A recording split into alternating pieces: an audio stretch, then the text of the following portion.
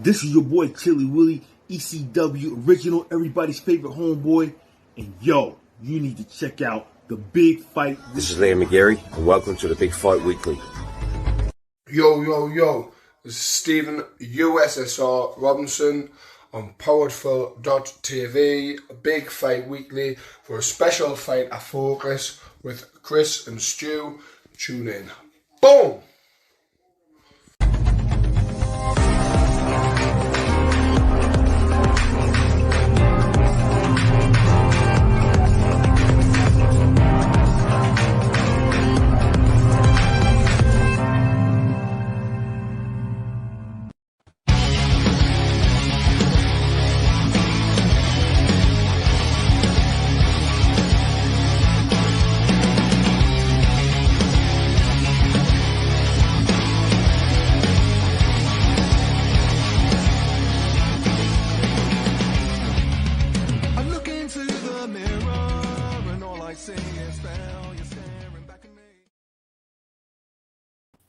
Welcome to Powered4.tv, Big Fight Weekly, episode 38, Chris. Episode 38. We're getting through these now, aren't we, I tell you? Well, we are, mate. We are. And what a weekend. We're going to focus firstly on UFC 268. I know it's been whetting your appetite, Chris, for a long time leading up. You know, you said there was a lot of big cards coming up. And my word, did it deliver. We'll be covering the boxing later on in the show. But Chris, we've got to go straight into it. The main event, the second fight between Kamaru Usman and Colby Covington. And my word, did it deliver, Chris? 100%. Really enjoyed this main event. I kind of thought, you know, with Usman in his last couple of fights with Burns and Masvidal that, you know, if we go by what round two was like in this fight, I thought that was the way it was going to go, because in the first couple of rounds, Colby Covington, however you want to pronounce it, looked very tentative going in with Usman. Like, I kind of put it. Didn't I want to go strike for strike with him at first? If you noticed this, I did. Yeah. He, you know what I mean? Because in the first fight they ever had, it was all guns blazing, and Kobe was going at him, which you did see in the later rounds. But yeah, I was, you know. I feel like the fight was really good, but I feel like the judges ruined it as well. In both main event and co-main, the judges are more the highlight really than the actual fight itself. It's just the actual scoring cards, and we go off the scoring cards. I think they were abysmal. I don't think it was that far wide in that fight at all. How the hell has he come up with 49-46, Chris? Because you could make a case for Covington, as you said. You know, he did plenty. You know, forget the opening two rounds, as you say. But coming out in that third round, Chris, you know, where he's been rocked twice and put down, you know, how the hell has that judge got 49-46? It beggars belief, doesn't it? Listen, a lot of, you know, you listen to the commentators, you listen to Joe Rogan. It was good to hear Joe Rogan back after a couple of months of whatever he was doing. But they were saying 10-8. In boxing, I'd say that's a 10-8. But, you know, Colby Covington got up from both of those strikes and carried on going through the, you know, trying to attack Usman. As soon as he's dropped, then obviously the bell goes for that round. But I don't think Usman was really in complete control of that fight after that second round. I think Colby Covington found himself then, because he was hitting him with jabs and he was catching him with that uppercut. I don't know if you noticed, but every time Usman come in, it felt like he was getting stuck in the mud when he was missing strikes, because his head was down. And it was just, I felt like I say, he's stuck in the mud. And guess what? Kobe was lighting him up then. And Kobe was catching him with that uppercut over and over again. And he wobbled Usman a fair few times.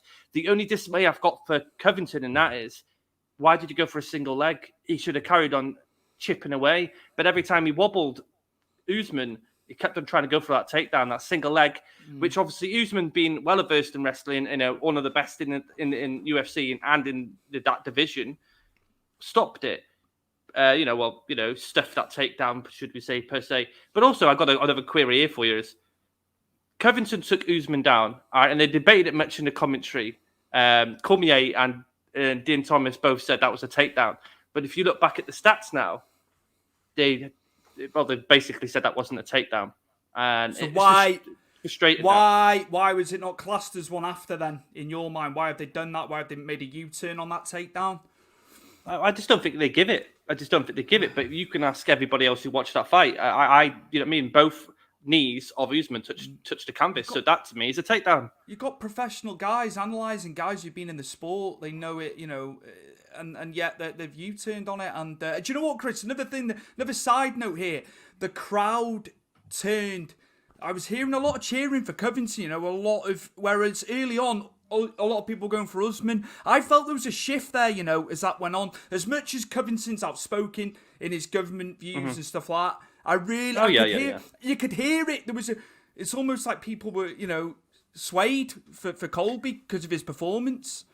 Well, he fought with a lot of heart because, you know what I mean, he did get dropped twice in that second round. And, you know, and we all know what Usman's found that power in that right hand, and it's like a rocket, isn't it? But I think you know, I think Usman underestimated Covington after that, because I think after he knocked Covington down, it was a bit of like, oh right, okay, I can knock him out now. You know what I mean? He's tasted the power, and obviously at that point Covington was very tentative to engage with Usman. But after that, no, Covington come out. They obviously sorted out their game plan because it was all over the place in the first two rounds. And he caught and he kept on catching Usman. Like I said, that uppercut and then that right cross come across it was catching Usman. And Usman kept on dipping that head. And it worried me in that fight because every time he dipped his head, Covington came up with that uppercut. And you could see it all day. But Usman comes away with a victory, a hard-fought victory because, you know, as I said, and I've wrote in the banner, Covington really pushed him all the way. And I said to this... when they got matched up, that Covington's the only other fighter in this division that can push Usman. To your credit, you've said that, you know, one else has done it. You know, gauging round, you know, the first fight. Sorry, should I say? You did say that you've maintained that right the way through. You know, he's been matched up with people, but yeah, as you say, you know, in your headline there that you put together, it pushed him all the way. Chris, looking at the SIG strikes, I was going to do me own Scatman John, but I'm not going to do that because I will brutalise it. But on SIG strikes, I was going to do a bit of Scatman, but I've decided against it. I'm the stat man, but that's what I'm doing. 175 significant strikes landed at 360, Chris, so a 48%, you know, strike rate there for Usman. And then Colby Covington, 143 for 395, you know, that he's actually thrown at 36%. Yeah. So he's thrown more, he's thrown 35 more strikes than Usman, okay. Which ones were the most clinical in that? You know, you can take that away, can't you? But yeah, just I just found it, you know, quite remarkable. 48%, you know, and a 36% to Colby's credit as well. As we know, Usman's developed into one of the best strikers as well, hasn't he? Yeah, no, he's getting it. He's got a lot. I think his defense it's still got to work something out there because we spoke about this last week, and I said about Usman's got all his power and he's got his wrestling to back him if he needs it. But he just get caught a lot, and he got caught a lot against Masvidal until he caught Masvidal flush and turned the lights out of Masvidal. Couldn't do that to Kobe, and Kobe wouldn't go away then. And I think you saw Usman starting to tire a bit towards the latter of the fourth round, going into the fifth. Not like monstrously slowing down, but enough for them for Kobe to start chipping away. Kobe has come away from this looking really, really good. He said in his post-fight that Leon Edwards and Masvidal shouldn't happen. He wants Masvidal next, which I happily see Colby Covington versus Masvidal, not just for the fight, but the shit talk that them two are going to have, being both, used to train together. They used to live together. You know what I mean? The whole storyline of Masvidal and Covington would be brilliant. We gauged it last week, didn't we, in terms of Covington hadn't been as active as Usman as well. Leading up to this, we know COVID's been a factor as well. But what a showing, Chris! What a showing! Do we look at Chimaev though as the kryptonite, because you've spoken about him leading in, and he's accounting himself very well leading up to it? Does Chimaev pose a threat to Usman, number one, and Covington? Because he's been touted as, one of the next big things in the division. What are your thoughts? We have spoken about Chimaev. I think we've grazed Chimaev, haven't we, really? But what would you say for him? Do you see him, or do you think it could be a Masvidal or a Leon Edwards that could prove problematic? Chimaev, it's a case of, yeah, okay, he's had 4 quick fights in the UFC. You've got to say the first 2 weren't brilliant per se. I know they're both UK guys, but Chimaev is just too good for them. I think if you're Usman, I take him now because the longer you leave him to gain the experience, fight some of the better fighters to get that under his belt, the more harder that fight's going to become when he's got all that experience when it comes to the actual fight itself. He's going to be a factor in the division. Maybe he needs one more fight. Maybe someone lurking around because obviously he'd be in the top 10 now. Someone lurking up there, Stephen Thompson maybe. But then Stephen Thompson's going to struggle to keep him off his back if Chimaev wants to take him down. This is the problem, isn't it? Stylistically, you've got to be looking to him and Usman, haven't you? You know, if you want to see ground based, which it will be. You want to, if you want to see what he's all about, he's got to test himself against Usman. I think Colby Covington versus Hazmat Chimaev would be a good shout. I just don't know if that's too much of a jump yet. Okay, he's looked good so far, and he needs a test. He needs a big test. Michael Chiesa, I think Michael Chiesa is booked up now, but Michael Chiesa versus Hazmat Chimaev would be good because Michael Chiesa is good grappling. He's got good submissions. He wouldn't get overruled as much as Li Jiangying did. Like I say, maybe a Stephen Thompson because Stephen Thompson's still there. I think Vicente Luque would be a brilliant fight for Hazmat Chimaev because then we can really see where his stock level goes. But I think again, Vicente Luque is looking more likely, I think, to face Usman next because obviously Usman's beat Edwards and Masvidal. Don't forget. Back to Usman as well, Chris. He's just 1 victory behind the great Anderson Silva as well. 15 straight victories, Chris. And he looks set. He looks set to tie himself with Anderson Silva in the next fight. But incredible from him. An early loss in his career. Well documented. Other than that, he's been absolutely fantastic, hasn't he? Oh, listen. I think sometimes it's good that these people have one loss. They taste defeat, and then they know what to work what to work on to get better. Listen, he's wheeled off win after win after win after that loss. Hasn't lost a single fight since then. You talk about Usman. But I want to say there's one guy next to him in that division that is still going to be kingpin, and that's George St. Pierre. I've seen a lot of debate along Twitter, along Facebook, and I've gone through these sites. A lot of people arguing who's better now. GSP has more of the records. GSP's fought the best. GSP in 6 years when he was the champion only lost 2 rounds. You know what I mean? Yeah. He's got a long way to go to match GSP because GSP also fought some animals as well. And he went up to middleweight as well. Let's not forget. Would Usman likely go up to 185? Could you see him at 185, Chris? He's got it though, hasn't he? You said it's lying a bit dormant. 185 and 285, should I say? That's a big weight. Yeah. But, as I was saying to you, across the board, all the divisions, but you did say 185 and 205 probably the weakest. So currently.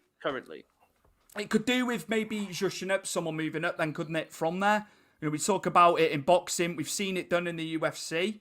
So maybe, just maybe, anything to close out on this one, Chris? A fantastic, what a main event it was at MSG. Listen, I enjoyed it. I think every fight on that card delivered. And obviously I know we're going to pick the bones of some more fights after this one. But I enjoyed the event. I enjoyed last week's and this week's. I think both numbered events really brought it. Sometimes they don't. Historically, but they have, haven't they? I'd say right the way through COVID, Chris, there hasn't really been that many bad cards, has there? There's been really good fights. There's been some lull in the main events, like a few fight nights it took to get to where we are now, minus Vittori and Costa, because that was really, really good.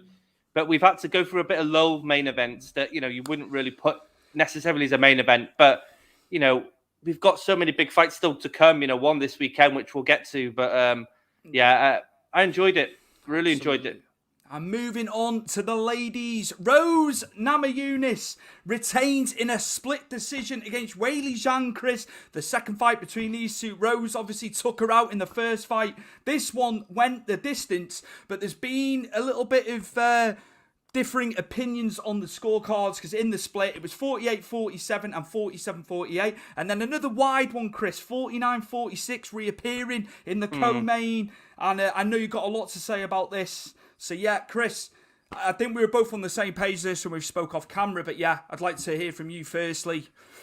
Listen, I thought Weili Yang, this is what the fight I thought I was going to see the first time round, because obviously Weili Yang proved and showed everyone this weekend how good she was, how strong she was, and she was catching Rose Namajunas over and over again, and it wasn't just the striking, those leg kicks were nasty, and she was catching her over and over again, and every time Namajunas came in, she was catching her, she was switching to a takedown, she was really forcing the issue with Rose Namajunas. I think Rose Namajunas struggled in those first 3 rounds. She did get off a couple of good shots to Weili Yang, but Weili Yang, don't forget, rocked Rose Namajunas. I think round 2 sent her back pedaling. My problem is you're looking at Rose Namajunas, and they both look really good. I just think Weili Yang took the first 3 rounds in this fight. I'm with you on it. I'm with you on it, mate, 100%. And I think Rose took the last 2. I'm not going to say this is a big robbery, because it's not per se, but I think there's a big case for people going with Weili Yang winning this fight. Like I said, I watched the fight live. I did actually. Sorry, and I had Weili Yang up 3 rounds going into the 4th round before Rose took her down and controlled her on the floor. But you could see then Weili Yang was tiring at that point. How is it a 49-46, Chris? It's not. Was he half asleep at his chair, logging it into his paper? Because she kept pressing her. Yeah, okay, Rose was landing, I get all that. But that round where she had her on the ground all that time, ground control, fair enough, it was 1 round, Chris. The 47-48 to Zhang I'm going with. I think that was perfectly scored. I think that's fair. But fine margins, Chris, again, isn't it? And as we always say, opinions. Yeah, and everyone's got an opinion, haven't they? Yeah. And also, again, you're going back to the same phrase that Dana White said from day one, is never leaving the hands of the judges, because they can't be trusted to score a fight properly. Listen, I think Rose got off really lightly in this fight. I think we're going to see a 3rd fight between these if Rose is still champion. Once Weili Yang's found herself, and I think she's going to have a couple more fights and get back into contendership. But these are going to fight again, most definitely going to fight again. Does Carla Esparza have a chance against Rose? I can't see it. I think she's got too much momentum. I think, Carla's come back, hasn't she, as well, because she was highly touted, years ago when they brought her through in The Ultimate Fighter as well. But yeah, that's only going one way, surely, looking ahead to that. Yeah, but Carla Esparza, she won the Ultimate Fighter for the strawweight title and then bumped into one of your JJ. And, the history's there.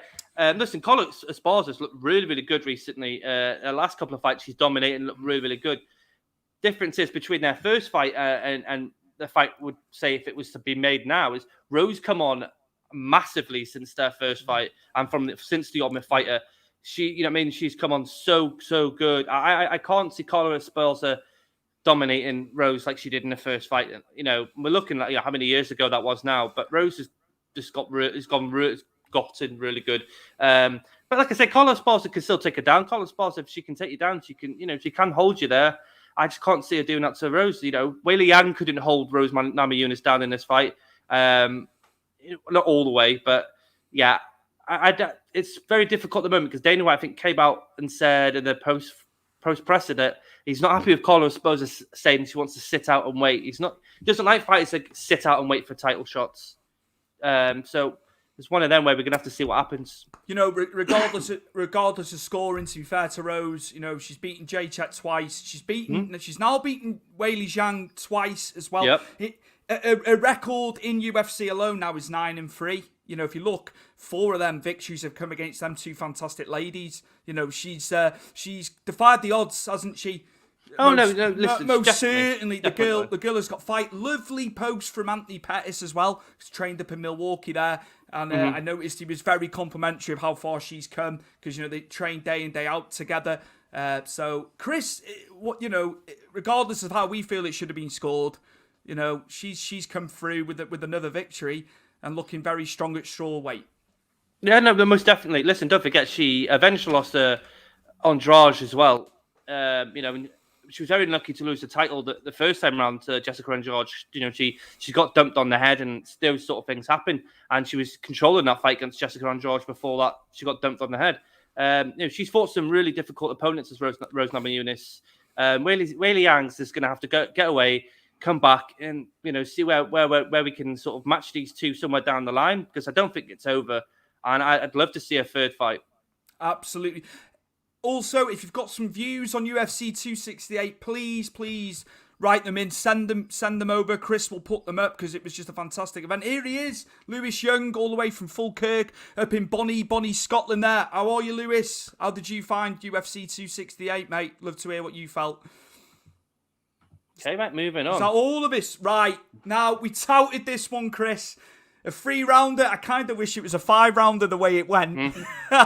Michael Chandler and Justin Gaethje, Chris. A war of attrition. An absolute barn burner. As you said, the physique of Michael Chandler. You know when he gets in there, Chris?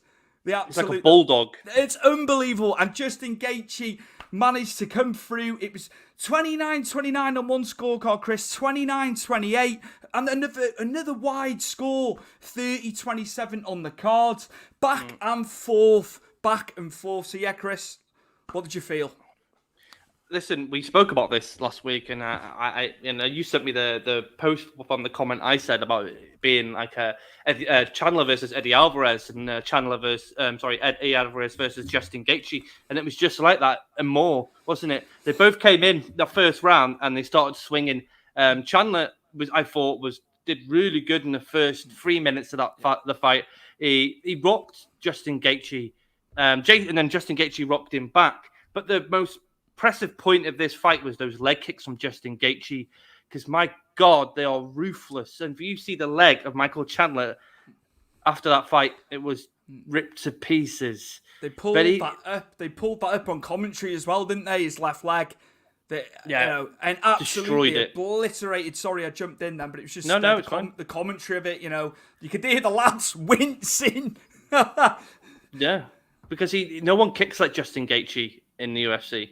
I mean, you look at when they get close to each other, Michael Chandler and Justin Gaethje in a fight, and he whips that kick. I mean, that close as well. You wouldn't think you'd get much sort of power from that, but he does. But it's those calf kicks as well, you see.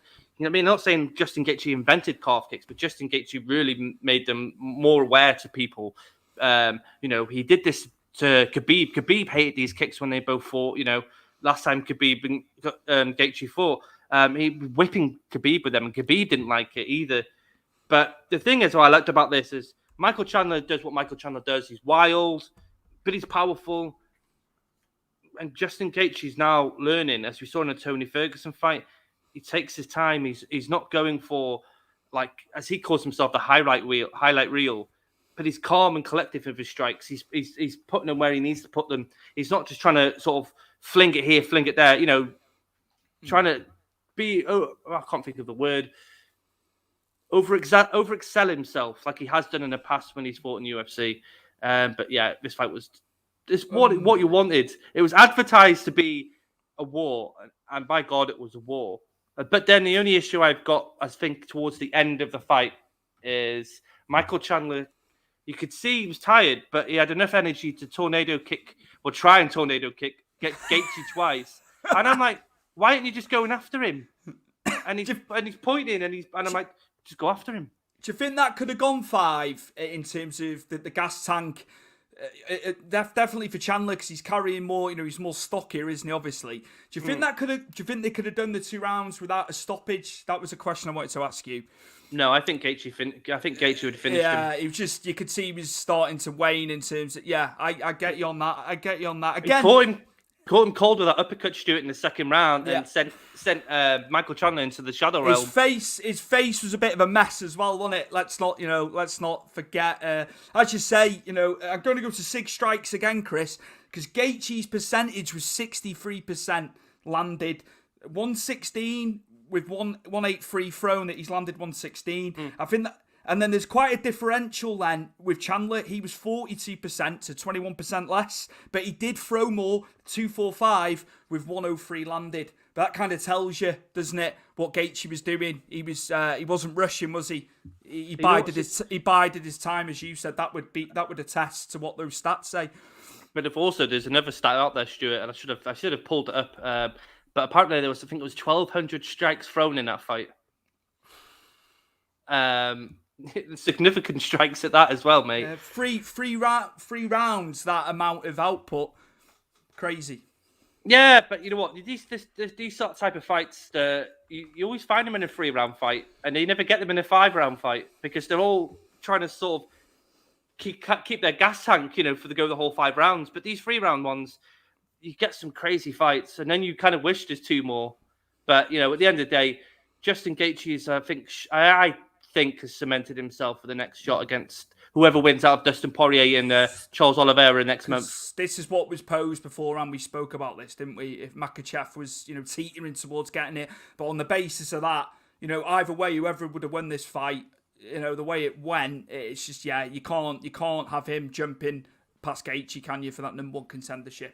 After we get Charles Oliveira and Poirier, of course. Yeah, well, we've still got that to come. So, the story and the narrative comes out after that fight's done, and we know who's the champion then, don't we? Makhachev's got time, and Makhachev. Yeah. There's still some good fights out there for him to have. As long as it's not Conor McGregor, then we're okay. Is that getting bandied around? Is it? No, Michael Chandler actually said an interesting photo on Twitter. It's like him and Conor McGregor weighing in. So Conor McGregor superimposed, and he says, soon 2022. Connor's replied, and he said he definitely wants this fight, and he could see it sometime happening. But he obviously congratulated Michael Chandler. There's no shit talk. Said, wow. Great fight, congrats. I'm impressed. There was no shit talk. Well, sometimes you can cut, sometimes you can curb it. Oh, we head into one of the latest hot prospects in Irish MMA, Chris, because you've touted this man leading into this one. At welterweight, 6'3", this guy is, Ian Garry, Chris, and a lot of hoopla around him previous to coming to UFC. 8-0 now, Chris, against Jordon Williams. I tell you what, before the knockout, when he evaded that strike from Jordon Williams to set up his finish, incredible. Yep. I loved it, Chris, and Jordon Williams 9-6 now, but they're going to build him, aren't they? Obviously, and you're very hot on this lad, aren't you? Listen, I watched Ian Garry on Cage Warriors and watching him become champion in Cage Warriors. He's a very spunky Irishman, if that's the right way to sort of speak about him. If you watch for his his post fights and his pre fights in the Cage Warriors and UFC, he's just a very happy, confident man. And so he should be with this kind of skill sets he can bring to the table. In this fight, though, I kind of thought he was a bit nervous in the first probably 3 minutes of this fight. He did get caught by Jordon a few times. You could see his lip and his nose were cut. And he was getting caught. He was evading a few as well, though. I think he was just trying to find his rhythm, calm his nerves, Ian Garry. But as soon as Ian Garry calmed his nerves, mate, my God, as you said, evaded that right hook. Caught him flush with his own hook right across the chin. Catches him again on the way down and catches him another one just to make sure, and knocks out Jordon Williams, out cold. Mirror image of Conor McGregor and Eddie Alvarez. There's a video of them side by side, the finishes, and very, very similar. Wow. But Conor McGregor is very complimentary to Ian Garry as well. Which is good to see. Ian Garry's got a lot of work to do as well, though, because we're talking about the welterweight division he's going into now, mate, and it's a shark tank. He's only 23, so times could change by the time he gets ranked. He's come out and said that he thinks that him and Chimaev could be battling it out for the title in a few years. Interesting prospect for him. But yeah, he looks really good. Let's not rush the guy now, though. Let's give him a couple of good fights in and around his sort of rankings. Obviously, he's not ranked yet, so I can't really pull that up. But let's give him, Mickey Gall beat this Jordon Williams in Jordon Williams' last fight. How about we do Ian Garry versus Mickey Gall next? As you say, it's perfect not to just don't rush the guy, isn't it, Chris? 23, as you say, and he doesn't need to be fed to the top end guys, does he? There's plenty of time. He's got time on his side coming in. It's and I like the frame of him as well. Especially he's a bit bigger, isn't he? Normally, they're coming in around 6 foot or just below at welterweight, aren't they? So he's got that size as well. He's got the frame to move up to 185 as well. If you've noticed, I think in a few years he could bulk up and go up. Look, he's got a lot of prospects going forward as Ian Garry, but I just don't want this rushed. Just like Tom Aspinall. I know Tom Aspinall's obviously just got his fight for March next year. I can't pronounce the guy's name at the moment because it's one of them. But I think that's for the London card supposedly for next year for UFC. Maybe we can get more of these guys on there. And Ian Garry can get Mickey Gall. He can start climbing this ladder, and we can see what Ian Garry's got. Any other special mentions from the event, Chris? Anything else that stood out before we move on to Dana White's comments on video as we segue from MMA to boxing quite beautifully, actually? Frankie Edgar versus Marlon Vera, mate. A lot of people didn't like the ending. They thought that the stoppage was a bit too soon, but I think that up kick that Vera hit Frankie Edgar, it made him look like Homer Simpson. I don't know if you've seen the still picture of it. I have. Not that I'm laughing. What a legend of the game Frankie Edgar was. Yeah, you know what I mean? Listen, it's sad. It's sad caught to up with see. him now. It's sad. Caught up with him now. Yeah, he's been in some wars. When he was at peak. When you look back, and I think he's just gone too long. But he's got that fighter's mentality, hasn't he? It was brutal, that still image that you're talking about. Though I had seen it. Yeah, I think just call it a day now, Frankie. Well, we'll see. And then obviously I spoke about Alex Pereira made his debut this weekend as well. Yeah. Well, last weekend. Showed some heart because he got taken down. Obviously not people would know a kickboxer to have good ground game. Excuse me. Izzy didn't have that great ground game when he came into UFC, but he's obviously adapted and adopted a lot of different things. But you saw Alex Pereira get up and you saw the power, and that flying knee was beautiful on the button. Good night. And he moves up now. And I think what's scary about Alex Pereira is he's got all this power, and now he's got a lot of time to invest in his MMA skill set, which is fearful. Thinking what he could do going up. So good night all in, Chris, wasn't it? Good. I'll tell you what, it was late. It was late local time as well, the main card, wasn't it? Because they're on the East Coast. So I noticed that. But yeah, what a showcase. And I think, Chris, we can move on to Dana because we're going to talk about Canelo versus Plant. So if you want to roll the VT with Dana, because this is quite interesting. A bit of cross MMA and boxing here from the head honcho at the UFC. How many more pay-per-views did you sell than Canelo did tonight?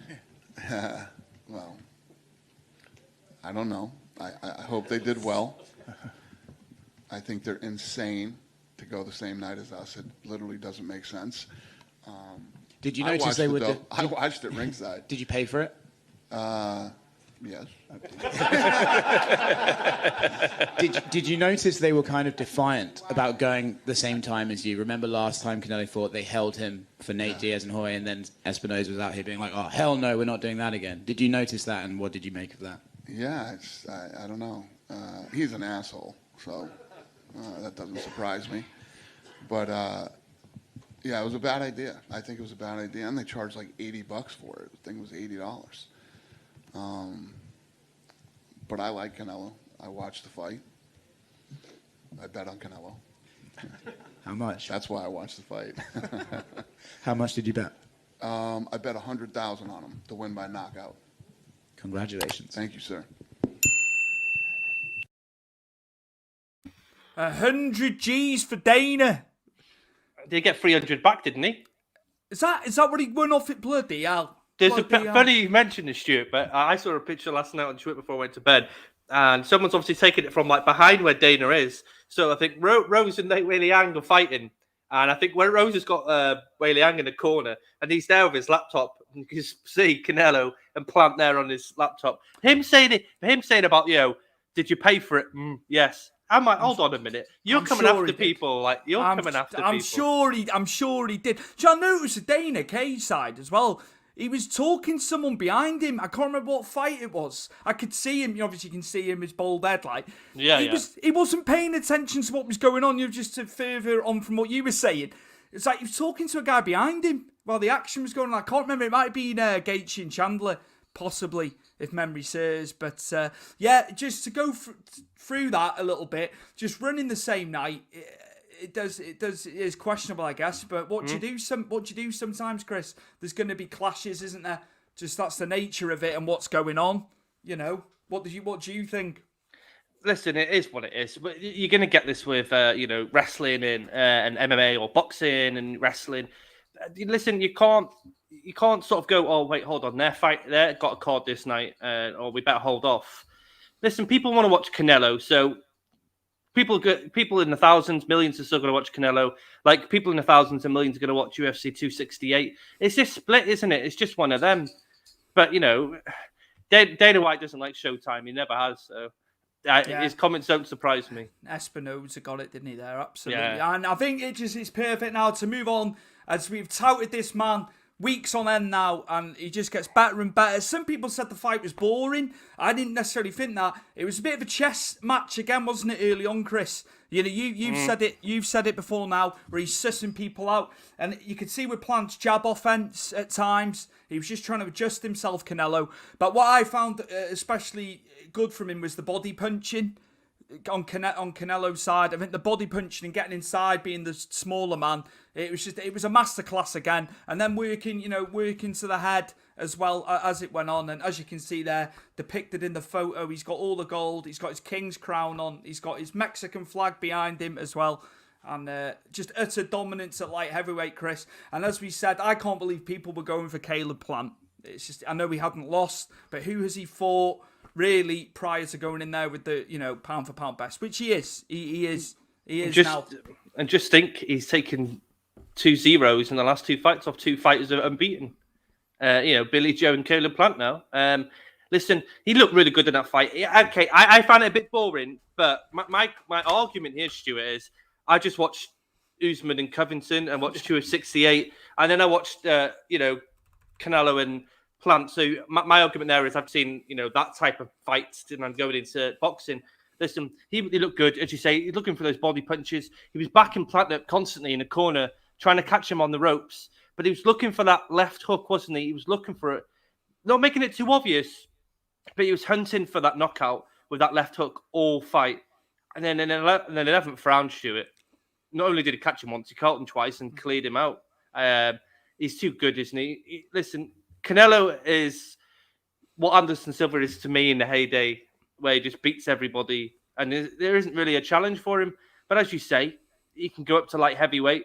There's some good fights there. You said you've got, is it Benavidez? David Benavidez is the only one now. When I'm looking at that, the rankings, you can pull some rankings up if you want, because we can look at his next course of action. Because super middleweight, I only see him. There's only one fight. Anthony Durrell's too far down now. There's no point in taking him on. He's got to go for Benavidez, Chris. It's the only feasible option. 24-0 there. You look through Durrell 34-2, but yeah, that's the one there. He's fought everyone at a level now. It has to be David Benavidez, just for him to say, look, I've unified it. Now I'll defend it, and it's only another £7 to put on to go up to 175 at light heavyweight, Chris. What do you think looking at that? Well, as you say, he's beaten everybody. Yeah. Okay, Benavidez is the only one there that, suppose in his mind, is the O's got to go, hasn't it? I think if he beats Benavidez, then where are we going here? We're going up, aren't we? Absolutely, yeah. Into light heavyweight then, as you can see. So that the ring title is vacant. Obviously, we've got the other boxing buds there, but we'll just go through a few. Artur Beterbiev there on the top. You've got Artur Beterbiev, IBF, WBC. That'd be a huge match. Dmitry Bivol as well. The 2 Russians are doing fantastic. There'd be great fights. Joe Smith Jr., don't know a great deal about him, truth be told, but obviously, he's there on merit with the WBO. But yeah, you start looking, if you just scroll back up, Chris, to the main guys in the ring, he's beaten Callum Smith at super middleweight. Callum Smith's gone up, so I can't see that one happening. You're looking at Beterbiev and Bivol 100%. It has to, they'd be 2 of the fights to be made. That's the way I'd be looking for him now, because I think he's going to be problematic at light heavyweight as well, Chris. I really believe it. Look at it with Tyson years ago. He didn't have the height. He was 5'10", wasn't he? Had power. It kind of reminds me of Tyson a little bit, on a lower scale. He's 5'8", but he's like a Mack truck, isn't he? His power. Yeah, but it's not just his power with Canelo. It's timing, his speed, and his willingness to work someone out. And once he's worked you out, you're fucked because he knows what you're going to do then, and then he implements his own game plan. I thought he moved quicker in this fight, to try and get the finish. Not like necessarily try and get the finish, but I think he worked CaneloPlant out very quickly in this. Because after the first round, Canelo took over the fight then. And just controlled it. I'm looking at records there as well. If you look, like Beterbiev's only had 16. Bivol's only had 18. You look at how many fights he's on, like 60 fights himself. Yeah. He's got so much experience now. It's alarming how much experience he has. It's that Mexican mold when they're younger, they fight so many times in a year when they're younger, don't they? And he was having to fight in Mexico very young because he couldn't get the fights in America. But I think it served him well, experience as well.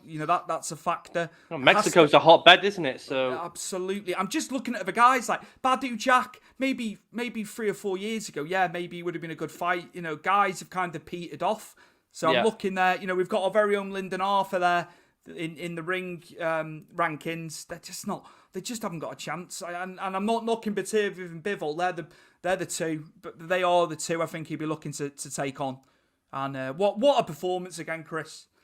He pieces it together as he does, and he just gets better and better every fight, doesn't he? Makes it look easy. That's the thing with Canelo. But these are things that elite fighters do, though. They make things look easy. You watch it, and it's so flawless. Everything he throws, his movement, his head movement, everything's just flawless with Canelo. He's problematic for everybody now if he decides to go up. But it's his experience over, you say, Berbatov and Bivol. It's hard to match, isn't it? 60 fights to someone who's only fought 18 and the other one's only fought 16. He becomes a 5-weight world champion. That's just stratospheric. That's all-time great status for me. Which he's there anyway. But if he wins at 5 weights, you've got to be putting him in contention for one of the best ever. I've heard the greatest Mexican fighter ever was Chavez Jr., but I question that, and the way he's gone and become one of the the kingpins in boxing on the whole is amazing. And Chris, I think we can move on to some news, domestic boxing news. A huge announcement, as we said a week or two ago, he was going to be on the card. Coming up was Conor Benn, and he's facing Chris Algieri on Matchroom. Chris, a lot of people saying, well, Algieri's kind of like not focused on the boxing. He's training people. He's helping people with like the sports science side. But as I said to you, he's fought Errol Spence Jr., Pacquiao and Khan. A lot of people are like turning around saying he's cannon fodder, but he's got a lot of experience as Chris Algieri. I think it's a good fight to be made. You're going to get your detractors, aren't you, Chris? You're going to get people being negative about it. I think it's a good fight for Conor Benn. A huge night for him in Liverpool. I think it's a winnable fight for him as well, to be fair. Yeah. I can see what you mean by people saying he's cannon fodder, but I said to you off camera, this morning when we were messaging, he's still fought some of the best fighters in his division. You can't knock that. It's a test for Conor Benn, but I think Conor Benn's really, really good, mate, and I can see him going far in this division. There's no question about that. And obviously Katie Taylor, her opponent is to be announced. So just a quick roundup here, and then moving on as well. Kid Galahad defending the IBF World Featherweight title against the veteran Kiko Martinez. We've seen Kiko Martinez against Carl Frampton. We've seen him against Josh Warrington as well. So a lot of experience. Kiko was a world champion 10 years ago. He was one of the best, at the weight. But a big one for Kid Galahad. The only time he's lost was to Josh Warrington. Some people questioned that result. Some people felt Kid Galahad did enough in that fight to win. But a huge night on Matchroom. So that will be this weekend as well, Chris. So look forward to that one. And I think Galahad is heavy favourite on this one. And we've also got Harper versus Baumgardner as well on the card. So ladies boxing. super featherweight titles, WBC and IBO. And Billerman Smith, a European cruiserweight title fight as well. So another great card from Eddie Hearn, another domestic card. And Sheffield will be rocking as the hometown man defends his title, Chris. I've not watched much of Kid Galahad, but you do hear a lot of people speak about him. So I'm intrigued. First time I'll watch him, and I'll say next week how I feel. Kiko will be a good test, but I think he's just he's aging now. But yeah, as you say, can only beat who's put in front of him. And I'm not disputing him. I'm not disputing it. He's a veteran. But yeah, Kid Galahad for me will win that one. And Chris, we do a full 360. We're back with the UFC as well. It's fight night, and it is Max Holloway, a fan favourite. Incredible. He's had an incredible career off the back of the loss to Conor many years ago. In some respects, it helped him. But I know you're a big fan of Yair Rodriguez. It was interesting to see that he's not fought in 2 years, Yair Rodriguez. Well, so he's been booked a few times, but I think injuries and whatnot have obviously ruined the sort of potential fights he could have had. It's a hard one to pick, because we haven't seen Max since against Calvin Kattar, and that obviously saw how good Max was because the strikes he hit Calvin Kattar with, and the amount of strikes he hit Calvin Kattar with. He obliterated them off the back of losing to Volkanovski, didn't he? He needed a big win. He needed a big win, and he got it, Chris. This is quite interesting, you see, for me, because I feel like this is setting up for Volkanovski again, because I don't think, unless Max goes up a weight, which I'd be interested to see what he'd be if he went back up to lightweight, because he fought Poirier, didn't he, for the interim title? He was supposed to fight Khabib when the whole Tony thing fell apart, but obviously he couldn't make it. Yair Rodriguez is just a monster with the kicks, just incredible kicks as Yair Rodriguez. But the problem is when you've got someone like Max Holloway who can throw that amount of strike volume, it's dangerous, isn't it? It's dangerous.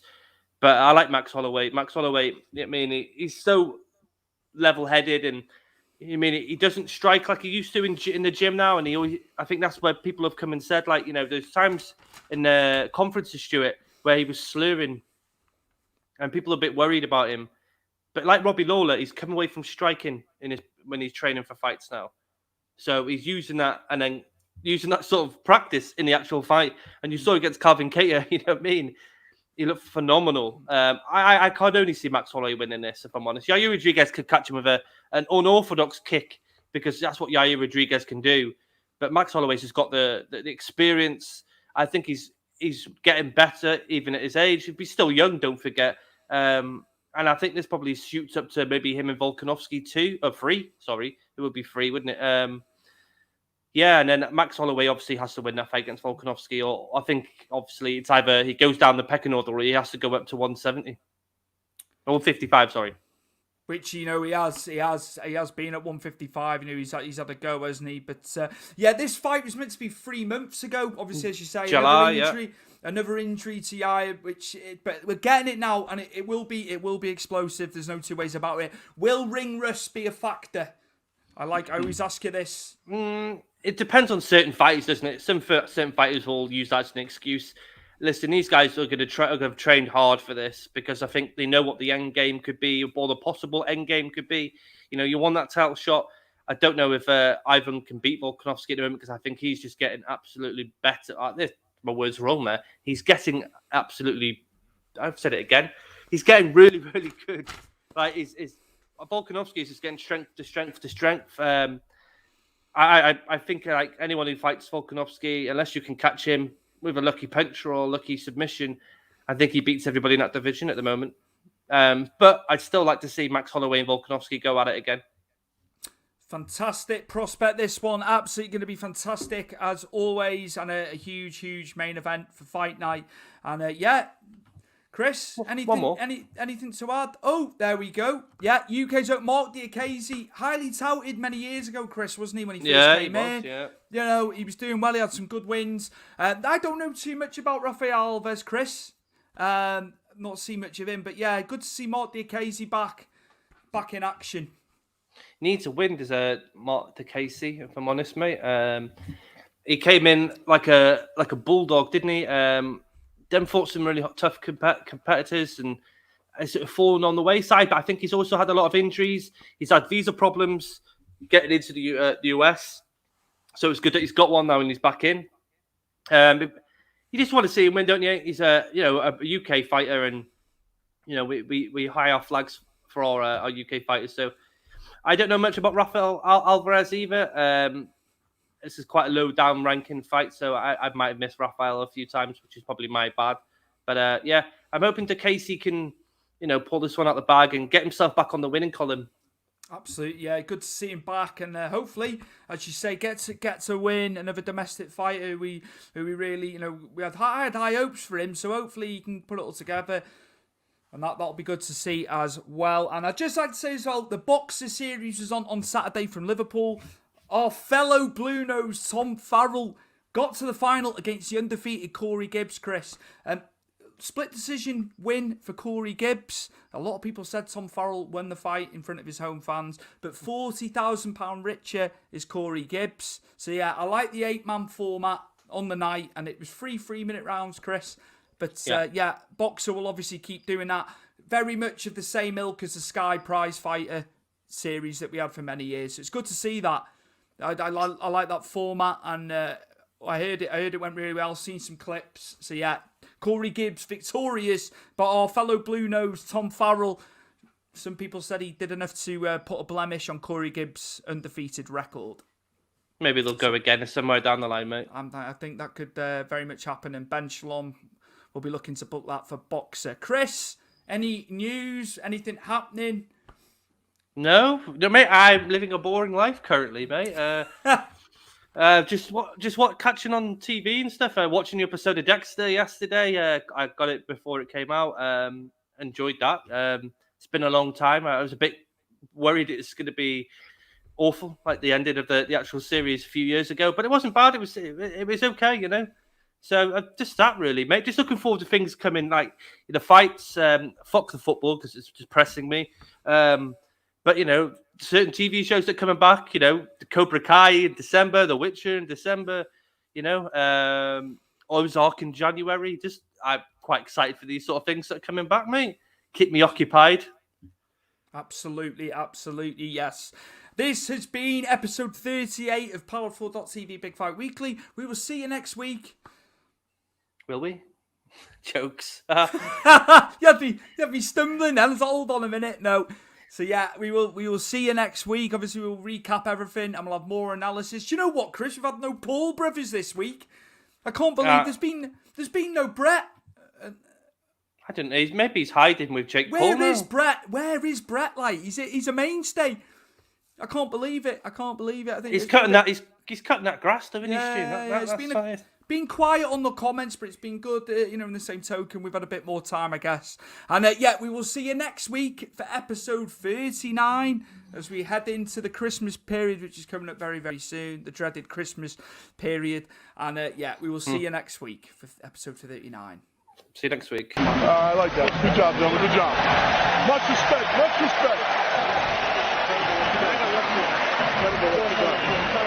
All right, go kiss later. Go back to the water. Go ahead. Well, you like to see